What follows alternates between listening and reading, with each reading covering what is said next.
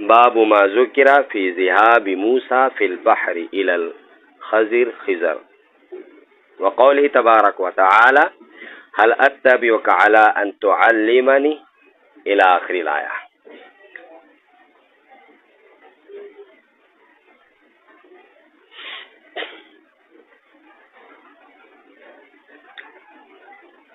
اس باب سے حضرت مصنف امام بخاری رحمۃ اللہ علیہ یہ بتانا چاہتے ہیں اور یہ کہنا چاہتے ہیں کہ علم حاصل کرنے کے لیے مشکل سے مشکل سفر کرنا پڑے تو بھی آدمی کو علم حاصل کرنا چاہیے۔ چنانچہ کہتے ہیں باب ما، یہ باب اس کے بیان میں ذکر جو ذکر کیا گیا ہے، نقل کیا گیا ہے، فی ذہاب موسیٰ فی البحر، حضرت موسیٰ علیہ السلام کے سمندر میں سفر کرنے کے بارے میں۔ ذہاب کا معنی تو جانے کا ہے، یہاں سفر کرنا ترجمہ کر لیجئے۔ الی الخضر، حضرت خضر علیہ السلام کی طرف، سمندر میں حضرت خضر علیہ السلام کی طرف سفر کرنے کے بارے میں۔ دور اول میں یعنی جو ابتدائی دور تھا، سمندر کا سفر خطرناک سمجھا جاتا تھا۔ اس ٹائم سمندر میں سفر کرنے کے لیے یہ انجن کی جو ابھی کشتیاں چلتی ہے، مشین کی کشتیاں چلتی ہے، وہ کشتی نہیں ہوا کرتی تھی، بلکہ ہوا کے رحم و کرم پر کشتیاں چلا کرتی تھی، جس کو بادبانی کشتیاں کہی جاتی تھی۔ یعنی کشتی میں بانس لگا ہوا ہوتا تھا، بڑی لکڑی سی ہوتی تھی، اس میں ایک پردہ لگا ہوا ہوتا تھا، اور اس پردے کو کھول دیتے تھے، ہوا آتی تھی، اور اس ہوا جدھر کی ہوتی تھی کشتی ادھر ہی پہنچ جاتی تھی۔ چنانچہ حدیث میں ہے کہ دریا کا سفر نہ کرے، مشکات کی روایت ہے کہ دریا کا سفر نہ کرے مگر حاجی یا غازی یا عمرہ کرنے والا، کہ انہی کو دریا کا سفر کرنا چاہیے، کیونکہ دریا کا سفر بڑا خطرناک ہوتا ہے۔ تو اور حدیث میں دریا کا سفر کرنے سے منع کر دیا گیا۔ تو اس حدیث کا مطلب یعنی جس میں دریا کا سفر کرنے سے منع کیا گیا، مطلب یہ ہوگا کہ صرف ضروری اور اہم کام ہی کے لیے دریا کا سفر کیا جائے، بے ضرورت بغیر حاجت کے دریا کا سفر نہ کیا جائے، ورنہ خطرہ مول لینا ہوگا۔ اور تحصیل علم کے لیے سفر کرنا جائز ہے سمندر کا، کیونکہ علم بھی نہایت اہم اور ضروری اور ضرورت کی چیز ہے۔ حضرت موسیٰ علیہ السلام نے خضر علیہ السلام سے ملاقات کے لیے پہلے خشکی کا سفر کیا، پھر ان کے ہمراہ سمندر کا سفر کیا، اور یہ جو ان کے ہمراہ سمندر کا سفر کیا وہی علمی سفر تھا۔ اس سے پہلے جو موسیٰ علیہ السلام نے خشکی کا سفر کیا تھا وہ اس سمندری سفر کے لیے تمہید کی طرح تھا۔ تو اس لیے حضرت امام بخاری رحمۃ اللہ علیہ نے یہ باب قائم کیا ہے، اور یہ بتلانے کے لیے کہ تحصیل علم کے لیے بحری سفر کا کرنا جائز ہے، درست ہے، بحری اور سمندری سفر کیا جا سکتا ہے۔ حدیث میں آگے جو حدیث آ رہی ہے ترجمہ بھی کیا جائے گا، اور یہ جو آیت کریمہ ہے، یہ آیت کریمہ جو اس میں ترجمۃ الباب میں ہے یہ سورۃ الکہف کی ہے، اور اس کے بعد جو حدیث آ رہی ہے اس حدیث میں حضرت موسیٰ علیہ السلام کا جو تذکرہ اور کیا کہتے ہیں سفر کرنے کا ذکر آ رہا ہے، اس کا پورا بیان سورہ کہف میں ہے۔ یہاں تو صرف حدیث کا وہ ٹکڑا لائے کہ جس میں بحری سفر کا ذکر ہے، کیونکہ مصنف یہی ثابت کرنا چاہتے ہیں۔ پورا واقعہ اس طرح ہے کہ ایک مرتبہ حضرت موسیٰ علیہ السلام اپنی قوم میں تقریر کر رہے تھے، وعظ فرما رہے تھے، اور بڑی مؤثر باتیں ارشاد فرما رہے تھے، حتیٰ کہ بہت سارے لوگ رو رہے تھے، ان کی آنکھوں سے آنسو جاری تھا، دل پگھل گئے تھے۔ تو جب ایسی لچھے دار اور دل کو دہلا دینے والی تقریر حضرت موسیٰ علیہ السلام مجمع میں فرما رہے تھے، تو اس وقت اسی مجمع میں سے کچھ لوگوں نے یا باہر سے آ کر کے کچھ لوگوں نے حضرت موسیٰ علیہ السلام سے ایک سوال پوچھا، اور یہ کہا کہ حضرت اس وقت سب سے بڑا عالم اور سب سے زیادہ علم رکھنے والا کون ہے؟ تو حضرت موسیٰ علیہ السلام نے صحیح جواب دیا کہ میں ہوں۔ موسیٰ علیہ السلام نے یہی جواب دیا کہ میں ہوں، اور واقعی یہ جواب صحیح ہے، اس لیے کہ نبی اپنی امت کا سب سے زیادہ علم رکھنے والا ہوتا ہے۔ نبی اعلم الامہ ہوتا ہے، یعنی نبی امت میں سب سے زیادہ علم، سب سے زیادہ دانائی، سب سے زیادہ حکمت رکھنے والا ہوتا ہے، اسی لیے اس کو نبی بنایا جاتا ہے۔ لیکن اللہ تعالیٰ کو حضرت موسیٰ علیہ السلام کا یہ جواب پسند نہ آیا، اچھا نہیں لگا۔ جواب صحیح تھا، موسیٰ علیہ السلام کا جواب دینا چاہیے تھا اللہ عالم، اللہ خوب زیادہ علم رکھنے والا ہے۔ تو موسیٰ نے جو جواب دیا کہ میں سب سے زیادہ جاننے والا ہوں، یہ جواب بھی صحیح تھا، لیکن اللہ کو یہ جواب پسند نہیں آیا، کیونکہ جن کو جن سے زیادہ محبت ہوتی ہے ان کی ذرا سی غلطی پر بھی اتنی زبردست پکڑ ہو جاتی ہے۔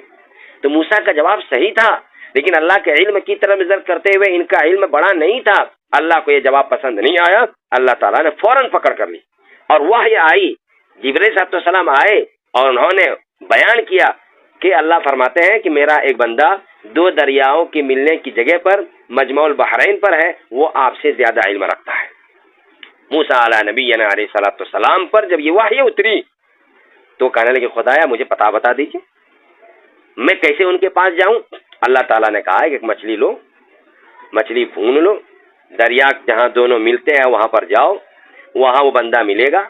چنانچہ موسیٰ علیہ السلام نے مچھلی لی اور لے کر کے سفر شروع کر دیا۔ موسیٰ علیہ السلام کے ساتھ ان کے خادم خاص حضرت یوشع ابن نون بھی تھے۔ یہ مجمع البحرین پر جانے تھے۔ یہاں پر اتنا سمجھ لیجئے کہ یہ جو مجمع البحرین ہے، مجمع البحرین سے کون سی جگہ مراد ہے؟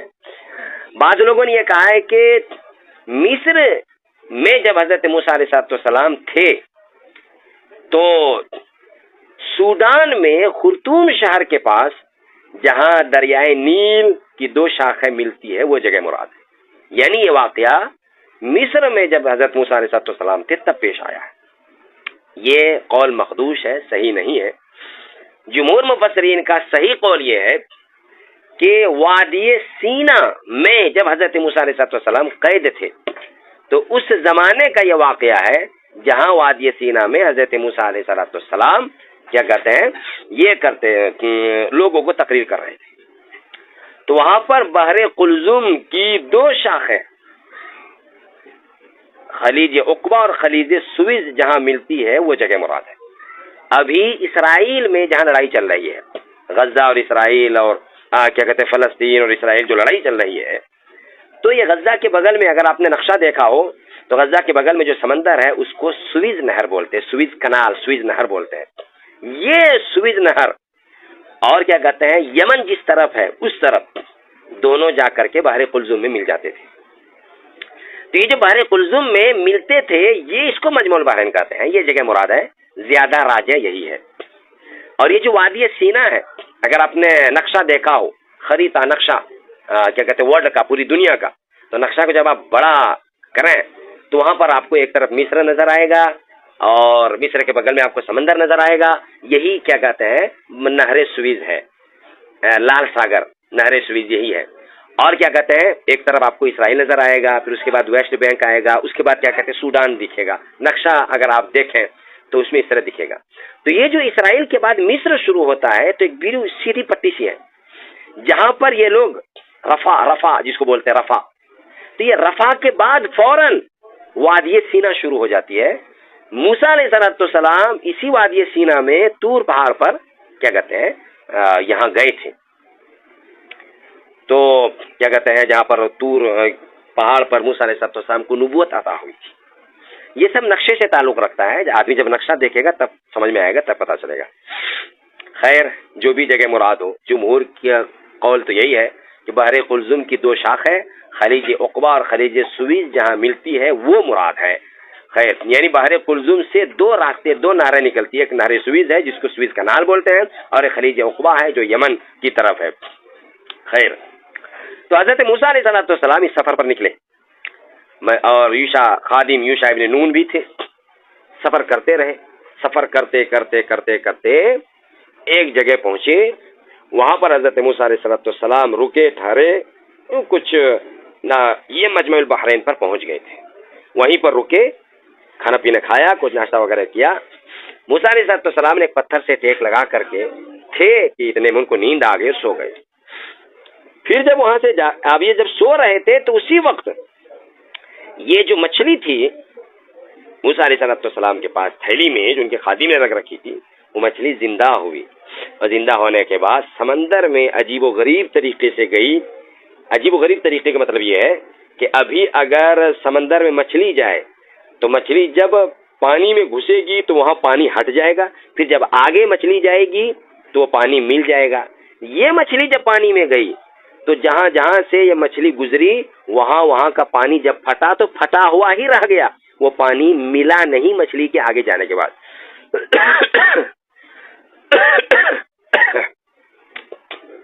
تو یہ حضرت یوشع ابن نون نے دیکھا، لیکن حضرت موسیٰ علیہ السلام کو جگایا نہیں.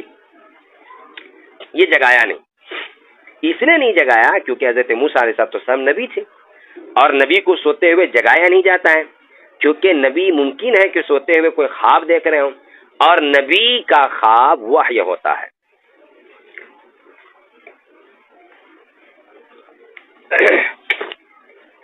تو اس لیے حضرت موسیٰ علیہ السلام کو انہوں نے جگایا نہیں بلکہ سونے دیا.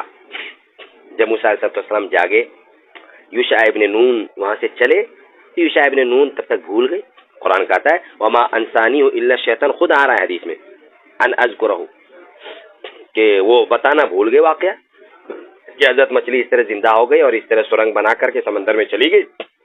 تو خیر جب آگے جا کر کے تکان محسوس ہوئی تو حضرت موسیٰ نے کہا کہ بھائی لاؤ ناشتہ لاؤ. تو جب ناشتہ مانگا تب ان کے ذہن میں آیا وہ وہاں جو ناشتہ کرنے کے لیے ہم لوگ ٹھہرے تھے وہ کیا کہتے ہیں وہیں پر مچھلی جو ہے سمندر میں چلی گئی. تو کیا کہتے ہیں اس وقت حضرت یوشع بن نون نے کہا حضرت میں جان بوجھ کر کے نہیں بولا ہوں، بلکہ کیا کہتے ہیں شیطان نے مجھے بلا دیا تھا، اور میں کیا کہتے ہیں غفلت کی وجہ سے نہیں بولا تھا، شیطان نے بلایا تھا اور ایسا بلا دیا کہ مجھے اس پورے وقت میں اس کا خیال ہی نہیں آیا. تو موسیٰ علیہ السلام کہنے لگے کہ ہمیں اسی جگہ کی تلاش تھی جہاں پر مچھلی کو سمندر میں جانا تھا. چنانچہ کہنے لگے کہ چلو پھر واپس چلتے ہیں. تو دونوں واپس لوٹے، اس جگہ پر پہنچے جہاں پہلے قیام کیا تھا. حضرت خضر علیہ السلام سے ملاقات ہوئی. حضرت موسیٰ علیہ السلام نے ان سے عرض کیا کہ میں آپ کے ساتھ رہ سکتا ہوں اور تاکہ آپ مجھے کچھ علم سکھائیں. تو حضرت خضر علیہ السلام نے کہا کہ نہیں، آپ میرے ساتھ نہیں رہ سکتے. اگر رہ سکتے ہیں تو ایک شرط ہے، وہ شرط یہ ہے کہ میں جو بتلا دوں اتنے بتلائے ہوئے پر ہی قائم رہیے، اس سے زیادہ کوئی سوال مت کیجیے، اس سے زیادہ کچھ پوچھیے نہیں. آپ سوال نہیں کر سکتے. حاصل خلاصہ یہ، میں جو بتلا دوں نہ بتلاؤں آپ آگے سوال نہیں کر سکتے. موسیٰ علیہ السلام کہنے لگے کہ ٹھیک ہے. چنانچہ یہ دونوں آگے چلے. مناسب ہے کہ میں آپ کو پورا واقعہ ہی یہاں سنا دوں. موسیٰ علیہ السلام آگے چل کر کے سمندر پار کرنا ہے. تو وہاں پر گئے تو جا کر کے حضرت موسیٰ علیہ السلام اور حضرت خضر علیہ السلام اور ان کے خادم تینوں ایک کشتی پر سوار ہوئے. اور یہ کشتی بالکل نئی تھی، ابھی کشتی والے نے وہ کشتی بنوائی تھی. حضرت خضر علیہ السلام نے ان کی وہ کشتی توڑ دی، ایک جگہ سوراخ کر دیا. تو حضرت موسیٰ علیہ السلام نے جب یہ دیکھا تو موسیٰ نے فوراً اعتراض اور اشکال کیا کہ آپ نے کشتی توڑ دی، آپ کو کشتی نہیں توڑنی چاہیے تھی، اور کشتی والے نے ان دونوں سے پیسہ بھی نہیں لیا تھا. تو موسیٰ علیہ السلام کہنے لگے ایک تو ان بیچارے نے پیسہ بھی نہیں لیا، اوپر سے آپ نے ان کی کشتی توڑ دی ہے. تو حضرت خضر علیہ السلام کہنے لگے دیکھو میں نے پہلے ہی بتلایا تھا کہ تمہیں کچھ سوال نہیں کرنا ہے، کچھ پوچھنا نہیں ہے. تو کہنے لگے حضرت غلطی ہو گئی، معاف کر دیجئے، میں آئندہ نہیں پوچھوں گا. چلتے رہے، چلتے کیا کہتے ایک جگہ پہنچے. تو وہاں پہنچ کر کے دیکھا کہ گاؤں میں پہنچے. گاؤں میں پہنچنے کے بعد ان دونوں نے کہا کہ بھائی ہم آپ کے گاؤں میں مہمان ہیں، ہمیں کچھ کھلایا پلایا جائے. تو کسی نے اس کی مہمانی نہیں کی، کسی نے اس کو کچھ کھلایا پلایا نہیں. اتنے میں کیا دیکھتے ہیں کہ ایک دیوار ٹیڑھی ہوتی چلی جا رہی ہے، گرنے کے قریب ہے، گر جائے گی. حضرت خضر علیہ السلام نے اپنا کس طرح ہاتھ کے اشارہ کیا یا ہاتھ لگایا اور دیوار سیدھی ہو گئی. موسیٰ علیہ السلام کو غصہ آ گیا. موسیٰ علیہ السلام کہنے لگے حضرت ان گاؤں والے نے ہم کیا کہتے ہیں ہمیں کچھ کھلایا پلایا بھی نہیں، کھانا پینا پوچھا بھی نہیں، اور آپ نے ان کی دیوار سیدھی کر دی. اگر آپ اس پر اجرت لے لیتے، پیسہ لے لیتے دیوار سیدھی کرنے کا، تو ہم اس پیسے سے کچھ کھا پی لیتے. خضر علیہ السلام نے کہا دیکھو پھر تم نے سوال کر دیا. موسیٰ علیہ السلام کو اپنی غلطی کا احساس ہوا اور حضرت موسیٰ علیہ السلام کہنے لگے حضرت بس یہ آخری غلطی ہے، اب میں اس کے بعد سوال نہیں کروں گا، اگر میں نے سوال کر لیا تو آپ مجھے الگ کر دیجیے گا۔ چنانچہ گاؤں میں چلتے رہے، چلتے چلتے آگے بڑھے تو دیکھا کہ کچھ بچے کھیل رہے ہیں، ان بچوں میں سے ایک بچے کا حضرت خضر علیہ السلام نے سر پکڑا اور سر پکڑ کر کے ان کا گردن سر کو بدن سے بالکل الگ کر دیا، جدا کر دیا۔ تو حضرت موسیٰ علیہ السلام کہنے لگے اقتلت نفسا زکیۃ بغیر نفس، کہ آپ نے تو ایک پاک صاف نفس کو قتل کر دیا ہے اور آپ نے غلط کام کیا۔ تو حضرت خضر کہنے لگے کہ بس یہ ہمارے تمہارے درمیان جدائی ہے، لیکن جدا ہونے سے پہلے سن لو میں نے کشتی کیوں توڑی تھی۔ کشتی اس لیے توڑی تھی کہ وہاں پر ایک ظالم جابر بادشاہ ہے، وہ ہر نئی کشتی کو چھین لیتا ہے، اور اس کشتی والے کی اولاد بہت ہے، یعنی ان کے پیچھے کھانے والے بہت ہیں، اور یہ اکیلا کمانے والا ہے۔ اگر میں کشتی کو عیب نہیں ڈالتا، کشتی میں عیب نہیں پیدا کرتا، تو یہ بادشاہ اس کی کشتی چھین لیتا اور ان کے بال بچے، ان کے ماں باپ سب بھوکے مرتے۔ اور وہ جو میں نے دیوار سیدھی کی ہے وہ یتیم بچوں کی دیوار تھی، اور اس دیوار کے نیچے خزانہ گڑا ہوا تھا، اگر وہ دیوار گر جاتی خزانہ باہر نکل آتا، خزانہ باہر نکلتا لوگ خزانہ چھین لیتے، لے لیتے، چوری کر لیتے، اور یہ بچے یتیم جو تھے محروم ہو جاتے۔ اور میں نے جو بچہ قتل کیا وہ اس لیے کہ وہ بچہ کافر تھا، یعنی کفر کرتا، وہ اپنے ماں باپ کی نافرمانی کرتا، میں نے قتل کر دیا، اللہ تعالیٰ ان کے ماں باپ کو نیک صالح بچہ عطا کرے گا۔ تو بولو میں نے کیسا کیا؟ حضرت موسیٰ علیہ السلام کہنے لگے کہ بہت اچھا کیا۔ خیر، نبی اقدس صلی اللہ علیہ وسلم ارشاد فرماتے ہیں کاش حضرت موسیٰ علیہ السلام اور کچھ چپ رہتے تو پھر کیا کہتے ہیں اور بھی اس طرح کی کچھ علمی باتیں ان کو معلوم ہوتی، اور پھر امت ان کی اس باتوں سے اور بھی آشنا ہوتے، جانتی۔ یہاں پر ایک بات اور ہے جو سمجھیے، وہ یہ کہ حدیث میں ہے، حدیث میں خود آ رہا ہے کہ حضرت عبداللہ ابن عباس اور حر ابن قیس کے درمیان اختلاف ہوا کہ موسیٰ علیہ السلام جس آدمی سے علم سیکھنے کے لیے گئے تھے، علم حاصل کرنے کے لیے گئے تھے، وہ کون تھے؟ تو ابھی ہم نے واقعہ سناتے ہوئے بتلایا کہ خضر علیہ السلام تھے، لیکن ایک دوسری رائے تھی، وہ دوسری رائے یہ تھی کہ یہ کوئی اور تھے، وہ حضرت خضر علیہ السلام نہیں تھے۔ اور یہ بھی اختلاف ہے کہ خضر علیہ السلام سے یا کسی اور سے جو ملنے کے لیے گئے تھے وہ موسیٰ علیہ السلام ہی تھے یا موسیٰ علیہ السلام کے علاوہ کوئی اور تھے۔ تو ابھی ہم نے سنایا کہ موسیٰ علیہ السلام تھے، لیکن نوف بکالی ایک کیا کہتے ہیں کعب احبار رضی اللہ تعالیٰ عنہ کی بیوی کا بیٹا ہے، وہ یہ کہتے ہیں کہ نہیں، ایک دوسرے موسیٰ تھے جن کے باپ کا نام تھا میشان، لیکن زیادہ صحیح ہے کہ یہ حضرت موسیٰ علیہ السلام ہی تھے اور یہی خضر علیہ السلام سے ملنے کے لیے گئے تھے۔ خضر علیہ السلام، یہ جو خضر ہے، اس کو خضر خا کے زبر اور زواد کے زیر کے ساتھ بھی پڑھا جا سکتا ہے، اور خضر خا کے زیر اور زواد کے زبر کے ساتھ بھی پڑھا جا سکتا ہے۔ اس کے معنی آتے ہیں سرسبز و شاداب جگہ، اور خضر علیہ السلام جہاں پر جاتے تھے وہاں سرسبز و شاداب ہو جایا کرتا تھا، وہ جگہ لہلہا اٹھتی تھی۔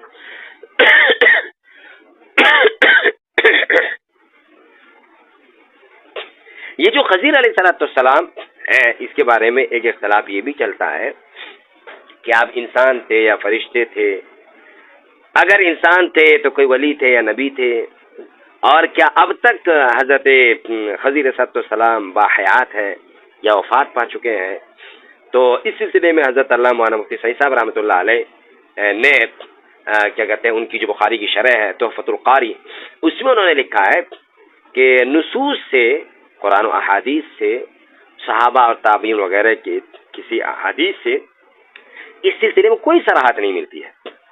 علماء اور جو مفسرین ہیں اور جو محدثین ہیں ان کی رائے بھی مختلف ہے۔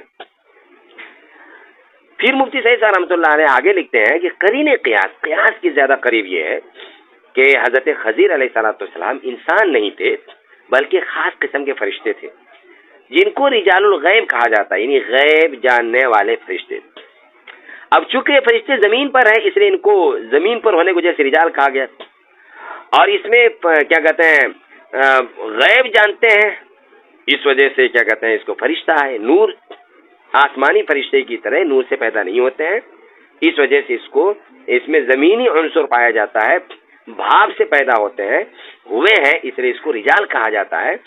اور اس کو رجال غیب اس لیے کہا جاتا ہے کہ وہ عام طور پر نظر نہیں آتے، وہ لطیف مادہ سے پیدا ہوتے ہیں، اس وجہ اس کو رجال الغیب کہا جاتا ہے۔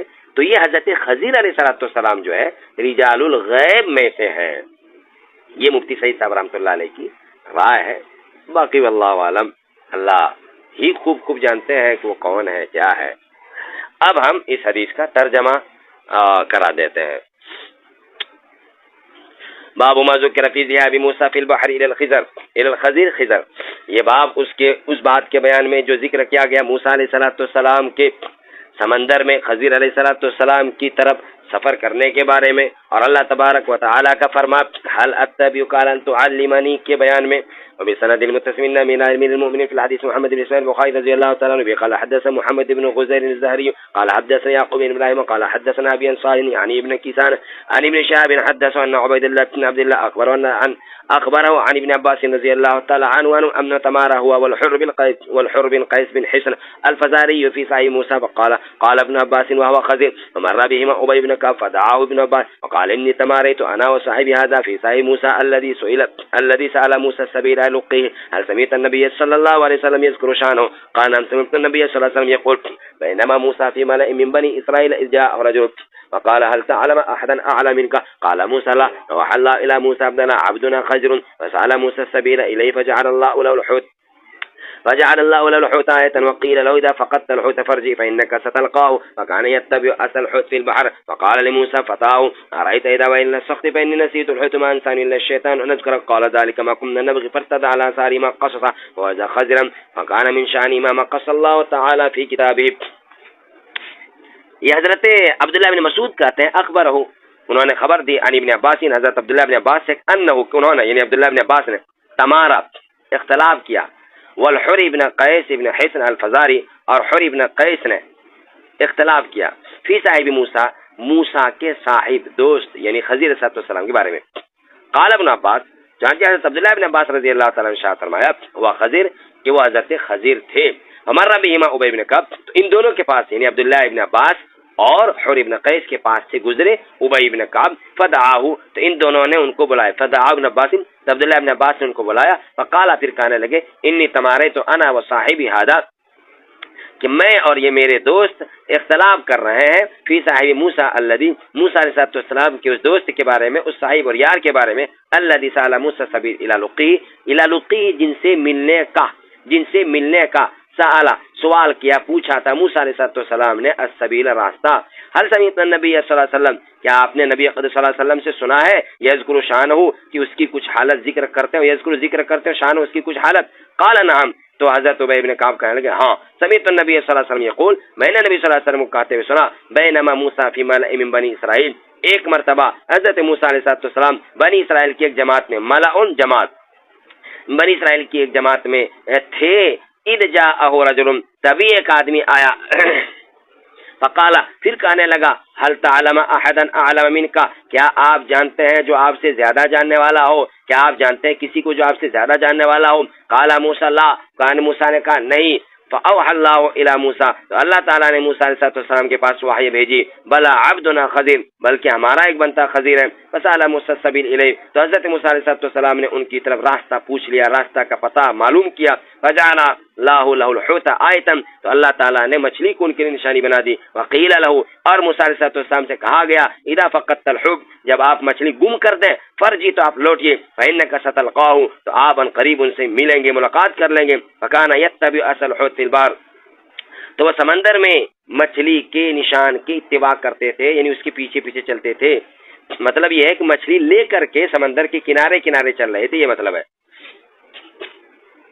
یعنی حضرت موسیٰ علیہ السلام جو تھیلی مچھلی رکھ رکھی تھی، مچھلی پر ہمیشہ نظر رکھتے تھے، کیونکہ وہی نشان راہ تھی، تو یہ مطلب ہے۔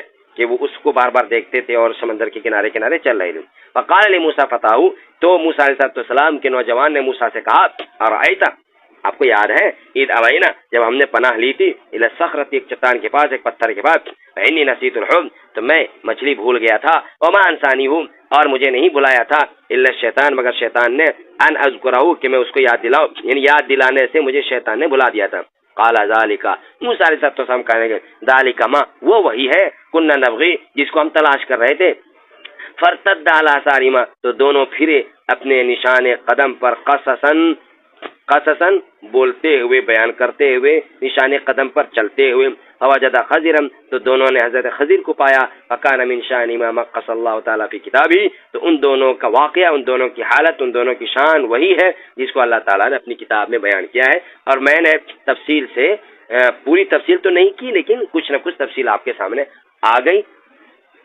باب قول النبی صلی اللہ علیہ وسلم اللہم علمہ الکتاب.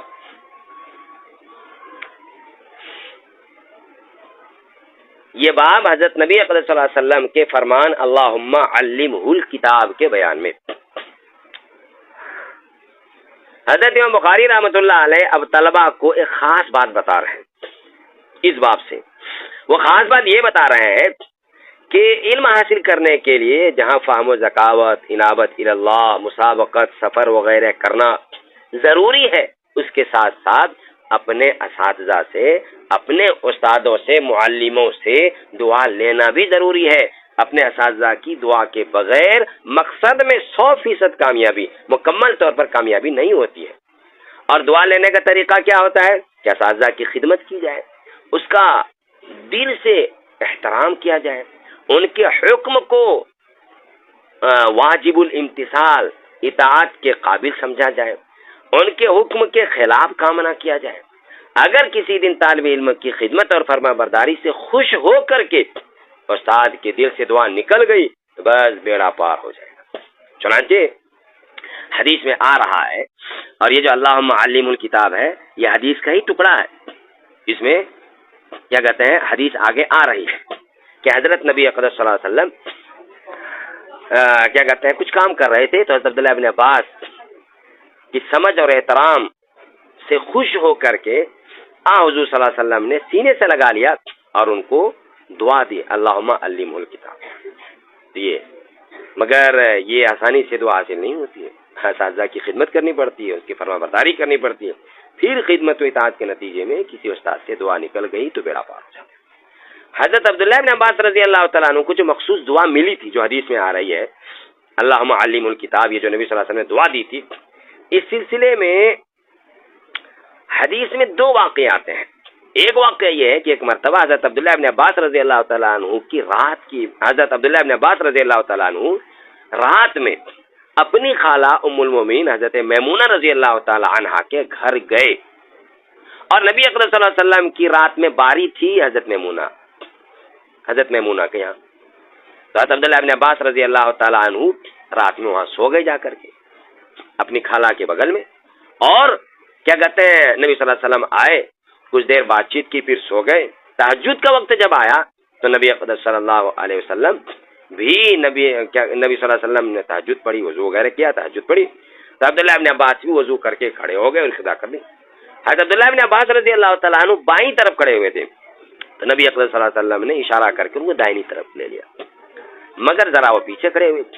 جب آپ نماز پڑھ کے فارغ ہو گئے، نماز پوری کر لی، تو عبداللہ ابن عباس رضی اللہ تعالیٰ عنہ سے نبی صلی اللہ علیہ وسلم نے وجہ دریافت کی، ساتھ نہ کھڑے ہونے کی، کہ تم ساتھ کیوں نہیں کھڑے ہوئے؟ تو انہوں نے کہا کہ حضرت آپ نبی ہے، تو کیا کہتے ہیں آپ کے برابر میں کیسے کھڑا ہو سکتا تھا، آپ اللہ کے رسول ہیں. میں نے ادب کی وجہ سے آپ کے سامنے آپ کے ساتھ کھڑا ہونا مناسب نہیں سمجھا، اس لیے میں پیچھے کھڑا ہو گیا. تو نبی اقدس صلی اللہ علیہ وسلم کو یہ جواب بہت پسند آیا، اس لیے نبی اقدس صلی اللہ علیہ وسلم نے اس وقت یہ دعا دی. دوسرا واقعہ لکھا ہے کہ ایک مرتبہ حضرت نبی اقدس صلی اللہ علیہ وسلم بیت الخلاء جا رہے تھے، تشریف لے جا رہے تھے. حضرت عبداللہ بن عباس رضی اللہ تعالیٰ عنہ نے ان کے لیے وضو کا پانی رکھ دیا. جب آپ بیت الخلاء سے نکلے اور وضو کا پانی تیار دیکھا تو پوچھا کس نے رکھا، بتایا گیا کہ عبداللہ نے رکھا ہے. تو آپ صلی اللہ علیہ وسلم خوش ہوئے اور سینے سے لگا کر کے دعا دی. تو یہ کیا کہتے ہیں پہلا جو ہے ادب و احترام والا واقعہ ہے اور دوسرا خدمت کرنے والا واقعہ ہے. تو یہ کیا کہتے ہیں حدیث میں آ رہا ہے. اب آپ کیا کہتے ہیں حدیث دیکھیے. بسند المتصل منا الى امير المؤمنين في الحديث محمد بن اسماعيل البخاري رضي الله تعالى عنه قال حدثنا معمر قال حدثنا عبد الوارث قال حدثنا خالد بن عكرمة بن عباس رضي الله تعالى عنه قال ذمني رسول الله صلى الله عليه وسلم وقال اللهم علمه الكتاب کہ نبی اکرم صلی اللہ علیہ وسلم نے ذمنی نبی اکرم صلی اللہ علیہ وسلم نے مجھے اپنے سے چمٹا لیا, سینے سے لگا لیا. وقال اور ارشاد فرمایا اللہم علم الکتاب, یا اللہ اس کو کتاب کا علم دے دے. چونکہ اللہ تعالیٰ نے ایسا علم دیا کہ حضرت عبداللہ ابن عباس کو رئیس المفسرین ترجمان القرآن کے لقب سے جانا جاتا ہے, یاد کیا جاتا ہے. باب متى یصیح السماع الصغیر. یہ باب اس بات کے بیان میں کہ چھوٹے بچے کا کب سماع صحیح ہوتا ہے. اس باب سے حضرت مصنف بخاری رحمۃ اللہ علیہ یہ بیان فرمانا چاہتے ہیں کہ چھوٹا بچہ کب سے حدیث کی کتابیں پڑھ سکتا ہے, سیکھ سکتا ہے, کیا اس کے لیے کوئی عمر متعین ہے. تو کہتے ہیں کہ یہ اس باب کا عنوان ہے, اور اس باب کے قائم کرنے کا مقصد یہ ہے کہ بچوں کے لیے کوئی عمر طے نہیں ہے. جب تعلیم شروع ہو رہی ہے تو کسی بھی عمر میں تعلیم شروع ہو سکتی ہے. جب بھی بچے میں شعور پیدا ہو جائے تو تعلیم شروع کروا سکتے ہیں. عام طور پر بچوں میں جو شعور پیدا ہوتا ہے, سمجھ بوجھ آتی ہے, وہ 4 5 6 سال میں ہو جاتا ہے. تو تحمل حدیث یعنی حدیث سیکھنا اور حدیث پڑھنے کے لیے بھی عمر کی کوئی قید نہیں ہے. جب بھی بچے میں شعور پیدا ہو جائے حدیث پڑھ سکتا ہے. یہ اب ہم حدیث پڑھتے ہیں اور ترجمہ کرا دیتے ہیں. وبسند المتصل منا الى امير المؤمنين في الحديث محمد بن اسماعيل البخاري رضي الله تعالى عنه قال حدثنا اسماعيل قال حدثني مالك بن شهاب عن عبيد الله بن عبد الله بن عتبة عن عبد الله بن عباس رضي الله تعالى عنه قال اقبلت راكبا على حمار اتان وانا يومئذ قد ناهزت الاحتلام رسول الله صلى الله عليه وسلم يصلي بمنى الى غير جدار فمررت بين يدي بعض الصف وارسلت الاتام ترتع ودخلت في الصف فلم ينكر ذلك علي. وبسند المتصل منا الى امير المؤمنين في الحديث محمد بن اسماعيل البخاري رضي الله تعالى عنه قال حدثنا محمد بن يوسف قال حدثنا مسهر قال حدثني محمد بن حرب قال حدثني الزبيدي عن الزهري عن محمود بن ربيع قال اقلت من النبي صلى الله عليه وسلم مجة مجها في وجهي وانا ابن 65 من دلو. یہ انا ابن 65 من دلو, 60 غلط ہو گیا, سنین صحیح ہے. یہ حضرت عبداللہ ابن عباس کی حدیث ہے پہلی والی. قال کہتے ہیں اقبلت راکبا علی حمار, اقبلت میں سامنے آیا, راکبن سوار ہو کر کے, علی حمارین گدھے پر. اب کہتے ہیں کہ گدھا نہیں گدھی تھی, اس لیے آگے اتان کا لفظ استعمال کیا, اتان. تو یہ اتان حمار کا بیان ہے, اور اتان کہتے ہیں گدھی کو, مؤنث کو. وانا یوم دن, اور میں ان دنوں قد ناہزت الاحتلام, احتلام کے قریب تھا, یعنی بالغ ہونے کے قریب تھا. اور مثلا لڑکا 9-10 سال میں بالغ ہو جاتا ہے, 10 سال کے قریب, یہ 9-10 سال بولنا, 15 سال کے 14-15 سال کے قریب بالغ ہوتا ہے. ورسول اللہ صلی اللہ علیہ وسلم یصلی بمنی, اور حضرت نبی اکرم صلی اللہ علیہ وسلم مینا میں نماز پڑھا رہے تھے, الی غیر جدارین, بغیر جدار کے, بغیر دیوار کے. یعنی نبی صلی اللہ علیہ وسلم جہاں نماز پڑھا رہے تھے سامنے کوئی سترا نہیں تھا, کوئی دیوار جیسی چیز نہیں تھی, سترا نہیں تھا. فمررت بین یدی بعض الصف, تو میں بعض صف کے سامنے, فمررت تو میں گزرا, بین یدی سامنے سے, بعض صف کے سامنے سے گزرا. وارسلت اللتان, اور میں نے گدھی چھوڑ دی, ترتع جو چرنے لگی. ودخلت فی الصف, اور میں صف میں داخل ہو گیا. ولم ينکر ذلک علی, تو نبی اقدس صلی اللہ علیہ وسلم نے مجھے منع نہیں کیا. تو یہاں دیکھیے حضرت عبداللہ بن عباس رضی اللہ تعالی عنہ کیا کہتے ہیں, جبکہ ان کی عمر تقریباً 13-14 سال ہے اور نبی صلی اللہ علیہ وسلم منع نہیں کیا, تو اس 13-14 سال والی حدیث عبداللہ بن عباس نقل کر رہے ہیں. اس سے پتہ چلا کہ بالغ ہونا ضروری نہیں, کسی بھی عمر کی حدیث جب آدمی نے سیکھی ہے تو بیان کر سکتا ہے. دیکھیے ایک ہوتا ہے حدیث سیکھنا اور ایک ہوتا ہے حدیث بیان کرنا. تو حدیث سیکھنے کے لیے تو کوئی عمر نہیں ہے, شعور ہونا کافی ہے, لیکن بیان کرنے کے لیے, آگے بتلانے کے لیے, آگے سکھانے کے لیے عمر طے ہے. بالغ ہونا ضروری ہے, مہارت کا ہونا ضروری ہے. اگلی والی جو حدیث ہے وہ محمود ابن ربیع کی ہے, محمود ابن ربیع یا ربیع کی ہے. قال کہتے ہیں عقلت من النبی صلی اللہ علیہ وسلم, میں نے سمجھا حضرت نبی اقدس صلی اللہ علیہ وسلم سے مجتن کلی, مجہا فی وجہی, جو میرے چہرے میں نبی صلی اللہ علیہ وسلم نے کلی کی تھی. وانا ابن 5 سنین, اور میں 5 سال کا بیٹا تھا, یعنی میری عمر 5 سال تھی. من دلوین, ڈول میں سے, یعنی حضرت نبی اقدس صلی اللہ علیہ وسلم نے پانی ڈول میں سے لیا تھا، اور جب میں چھوٹا تھا 5 سال کا بچہ تھا تو اس ٹائم حضرت نبی اقدس صلی اللہ علیہ وسلم نے میرے منہ پر پانی منہ میں لے کر کے ڈال دیا تھا. یہ ہے مجتن مجہ. تو دیکھیے 5 سال کی عمر میں نبی صلی اللہ علیہ وسلم نے جو کام کیا ہے، جو نبی صلی اللہ علیہ وسلم کی حدیث ہو گئی، تو 5 سال کی عمر میں نبی صلی اللہ علیہ وسلم کی حدیث وہ اٹھا رہے ہیں، حاصل کر رہے ہیں، سیکھ رہے ہیں. پھر اس کو بعد میں انہوں نے بیان کیا. باب الخروج فی طلب العلم. یہ باب طالب علم کے لیے گھر سے نکلنے کے بیان میں. پہلے آیا سمندری سفر کریں گے. جب سمندری سفر کرنے کا تذکرہ آ گیا تو طالب علم کے لیے گھر سے نکلنے کا بھی تذکرہ آ گیا. چنانچہ جب تک گھر سے نہیں نکلتا ہے آدمی تو علم اچھی طرح حاصل نہیں ہوتا ہے. عربی کا ایک مقولہ ہے کہ البرکہ فی الحجرہ. مولانا یونس صاحب رحمۃ اللہ علیہ شاہ فرمایا کرتے تھے کہ طلب علم کرنے کے لیے ہجرت کرنی پڑے گی. پھر وہ تقسیم کرتے تو کہتے تھے کہ ہجرت 3 قسم کی کرنی پڑے گی. ایک ہے ہجرت اوطان، وطن چھوڑنا پڑے گا، اور ایک ہے ہجرت معاصی، گناہ چھوڑنا پڑے گا، اور ایک ہے ہجرت لذات و شہوات، لذتوں اور مزوں کو چھوڑنا پڑے گا. یعنی آدمی علم حاصل کرنے کے لیے جائے اور علم حاصل کرتے ہوئے سوچے کہ مجھے لذتیں بھی ملے، آرام بھی ملے، اور میں علم حاصل کر لوں، ایسا نہیں ہو سکتا. پھر وہ کیا کہتے ہیں، عربی کا مقولہ ہے، غالباً مفید الطالبین میں ہے، کہ پکا یاد اس میں ہے. حضرت علامہ زرنوجی رحمۃ اللہ علیہ کتاب ہے تعلیم المتعلم، بہت ہی اہم کتاب ہے. اس میں ہے لا یطلب العلم براحت الجسم، کہ جسم کی آسانی اور سہولت کے ساتھ علم حاصل نہیں کیا جا سکتا ہے، بلکہ علم حاصل کرنے کے لیے جہنم جیسی پریشانی اٹھانی پڑے گی. یعنی سفر کرنا پڑے گا، اس لیے کہ سفر کرنا بھی جہنم کا ایک ٹکڑا ہے. آپ نے غالباً یہ عربی مقولہ سنا ہوگا. بعض لوگ کہتے ہیں کہ حدیث ہے السفر قطعۃ من النار، کہ سفر کرنا جہنم کا ایک ٹکڑا ہے، ایک حصہ ہے. خیر، تو اس باب سے مصنف یہی بتلانا چاہتے ہیں کہ آدمی کو طلب علم کے لیے گھر سے نکلنا پڑے گا، ماں باپ کا پیار چھوڑنا پڑے گا، ان کی محبت چھوڑنی پڑے گی، گھر گاؤں بستی والوں کی محبت چھوڑنی پڑے گی، سہولتیں، آرام، آسائش سب کچھ چھوڑنا پڑے گا، تب جا کر کے علم حاصل ہوگا. ورحل جابر بن عبداللہ مسیرۃ شہر الی عبد اللہ بن انیس فی حدیث واحد. جابر بن عبداللہ رضی اللہ تعالی عنہ نے سفر کیا مسیرۃ شہر، 1 مہینے کی مسافت کا، الی عبداللہ ابن انیس، عبداللہ ابن انیس الجہنی کے پاس، فی حدیث واحد، ایک حدیث میں، ایک حدیث حاصل کرنے کے لیے 1 مہینے کا لمبا سفر کیا. وبسند المتصل منا الى امیر المؤمنین فی الحدیث محمد بن اسماعیل بخاری رضی اللہ تعالی عنہ.